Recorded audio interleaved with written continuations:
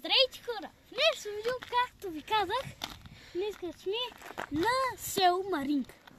И това е вторият ни опит, където ще пуснем дрона върху колата. И днес ще го пуснем той да лети. И сега ще ви покажа както ви казахме, той е на колата.